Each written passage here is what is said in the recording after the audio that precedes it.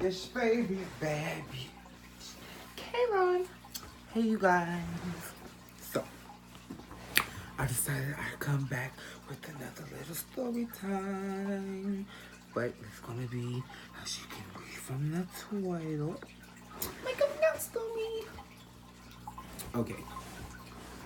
So, let's get down to the T, to the D, to the diddly squad. So, I was in 8th grade, and I think it was like right before spring break. Well, I had me a little boo thing or whatever. My first little boo thing or whatever.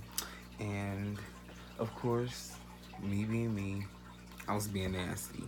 And so we had started this little thing to where like we would write notes to each other, and like they'd be real explicit, real dirty notes. Like, girl, shouldn't have been doing it. But I was writing one in class because like we had this thing called RTI time, where like it was like a break in the middle of the day, and so we would like go to a teacher and like do random shit. Like we wasn't doing nothing, so like I was writing, and like this teacher, she came up to me. She was like, "What you writing?" I was like, "A letter." And then like she was trying to like take it, and like we were tugging, and like you just tugging, and like eventually she got it, and like she was reading it, and like, oh my god, y'all. Sorry, I got a text message from my best friend, motherfucker Alicia. But, sorry, I'm hot. Yeah, we were playing tug of war with the paper, and she was reading it, and I was like, wow, because like it was very, very, very inappropriate. Like we were talking, like I remember, I was like, meet me in the bathroom by hallway 101, room 101, something like that, and um, I'm gonna suck your dick or whatever. And at the DHA hearing, this is another story. The lady read that and she thought I said LOL. No, actually, I just got my stories mixed up. I said I want to suck your dick in the bathroom, LOL. And then in the DHA hearing, she was just like, "Are y'all monitoring the bathrooms by room 101?" I was like, "Girl, okay."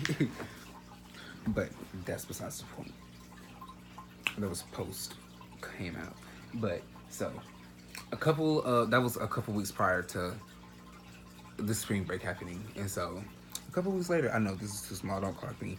I went to the I was sitting in the classroom, and I got a phone call.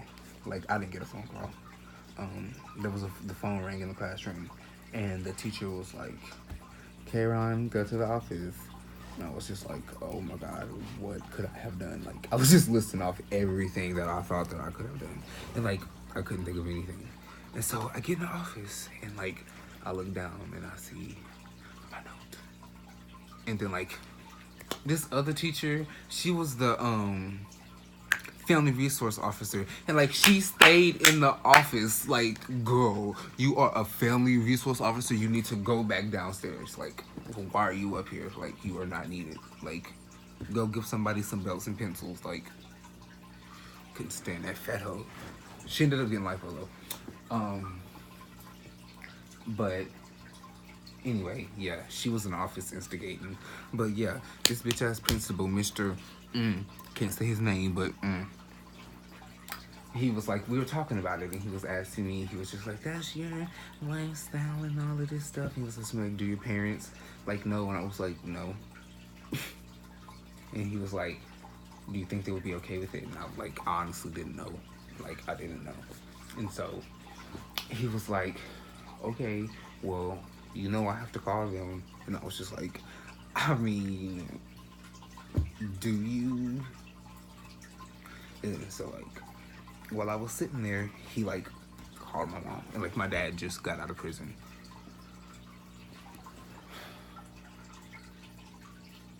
But like he called my mom, and like he was like, "Your son wrote a very explicit, inappropriate note to another boy, and he's gay." Like, He told my mom off again.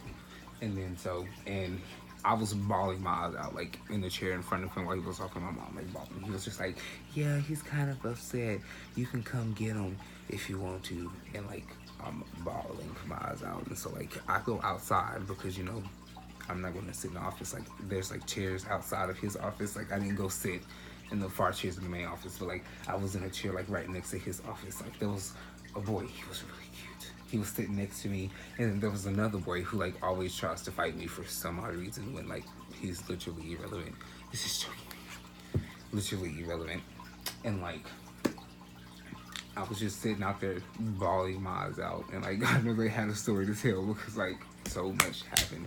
Like, okay, I was sitting there, and I was like, I did not know who was gonna come pick me up, and like I was just like, please don't be my dad, please don't be my dad, please don't be my dad. And so I heard my dad's name, and then like, but like nobody came back there for a while. So I was like, maybe I didn't hear it, maybe I didn't hear it. And then like eventually my dad walks around the corner, and like I instantly just put my head down. Like he walks past me, like he don't say anything. And, like he goes in the room with Mr. the principal, and they read the note, and he came back outside. He came back outside, and he was like, I started bawling my eyes out at this point. Like when he stood in front of me, like I lost it. And he was like, stand up. And like I stood up. And then like he hugged me. And he was like, I'll always love you. And like the whole time, like this whole thing was happening, like I was trying to map out some way I could kill myself in the bathroom or like before I got home or something. Like I did not want to leave. Like I did not want to get in that car. Like I got home and like I was depressed, and like my grandma, she like told me I was gonna get like throat cancer. Like, why? Like, have you never sucked dick? Do you not suck dick? Like, who has ever got throat cancer from sucking dick? She told me I was gonna die from AIDS one time. She thinks that I'm a slut.